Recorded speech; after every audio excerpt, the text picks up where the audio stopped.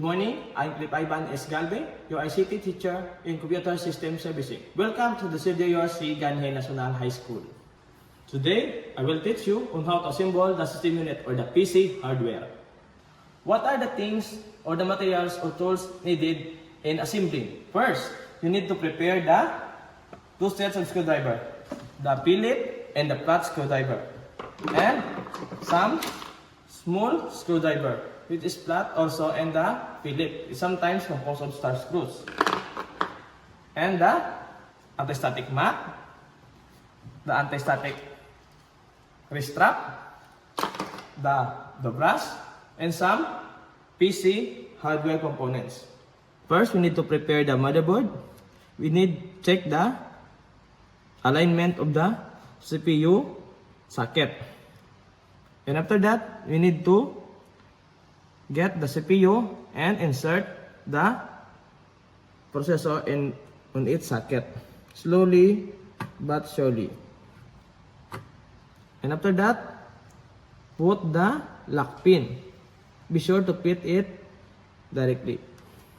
Hold it firmly. Followed by the CPU cooling fan. Be sure to fit it directly. Be sure to connect the power source of the CPU fan on the motherboard. And tighten the screws of the CPU cooling fan. You need to balance this.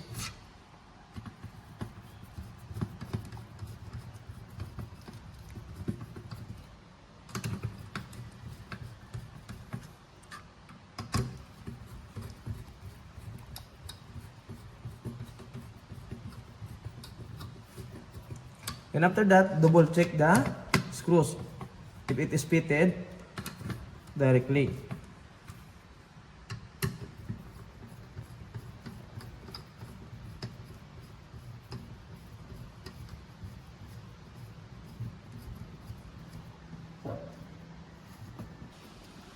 Followed by the RAM, which is used for to display in the monitor screen to help processor display the graphics resolution on the monitor screen. You need to slide this one and locate the socket of the position of the RAM. And after that, you need to put directly. And after that, lock the RAM with the use of RAM socket.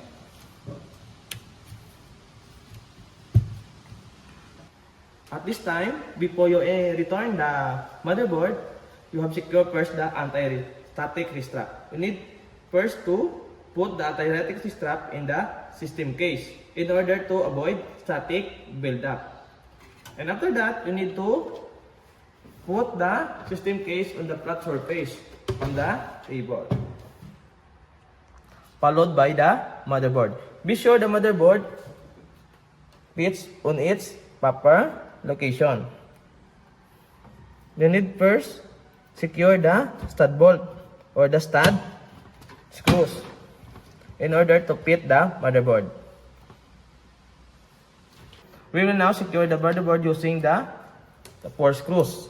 You need to fit the motherboard with the use of the screwdriver with magnet. Fit it directly. You need to balance this in order to secure the firmness of your work.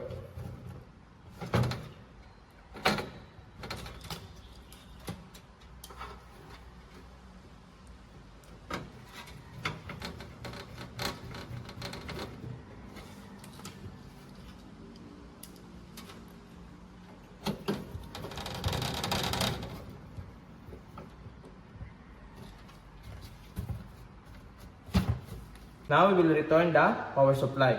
In order to fit on the system unit, you need first secure the position of the power supply and arrange the cables and wires.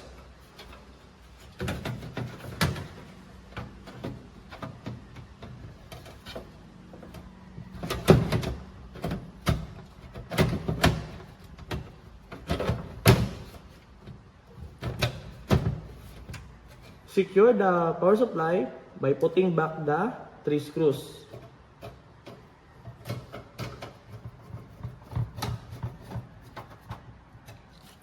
You need to return it one by one and hold it properly in order to secure the power supply tightness.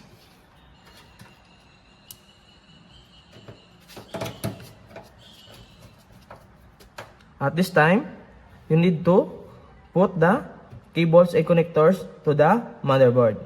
Secure the different connectors. Be sure to pitch on its proper location. First, you need to return the speaker, followed by the 24-pin connector. Hold it properly to avoid lost contact. And next, secure the 12-volt connector. And then, return the front panel connector.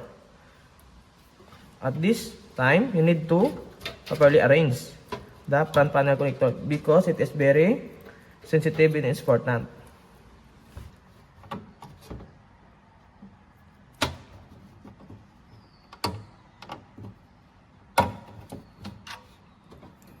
Arrange it one by one.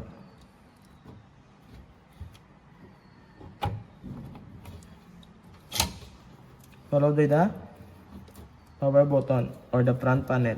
It serves the switch. Put it properly and secure the fittings of the connector.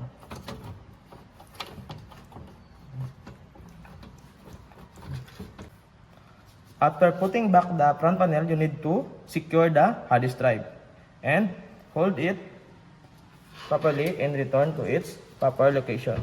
You need to slide this. Be sure the hard disk is fitted in its proper place and look for the hole in order you put the screws.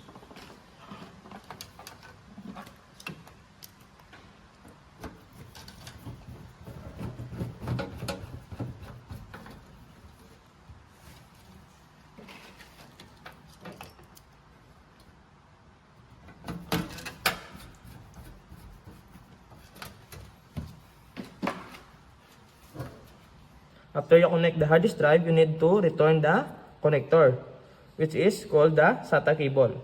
First, you need to put the SATA cable on the motherboard and locate the L shape in the hard disk drive and put the power cable on the hard disk drive. Be sure you selected the slot, the correct slot on the connector.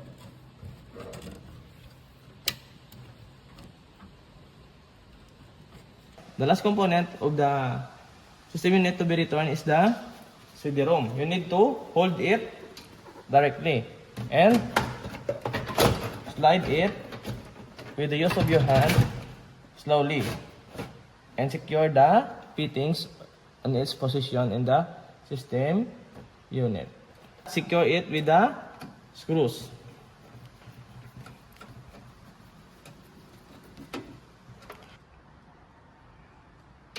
In turning the screws, you need to secure the screws properly and hold the system unit firmly in order to grip the screws properly.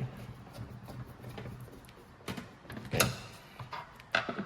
We need to put the connectors of the CD-ROM.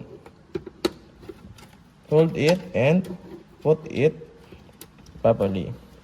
And also put the SATA cable in the CD-ROM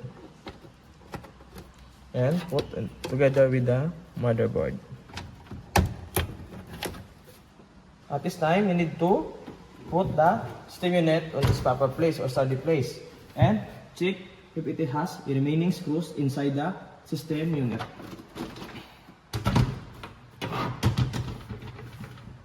After you secure the different components of the system unit, you need to return the system case cover.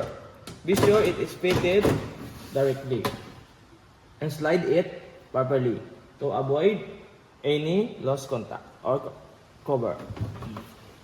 Lastly, you need to secure the cover with a screw to fit it directly. Now, we have the assembled computer hardware or the system unit. Thank you for listening and God bless everyone.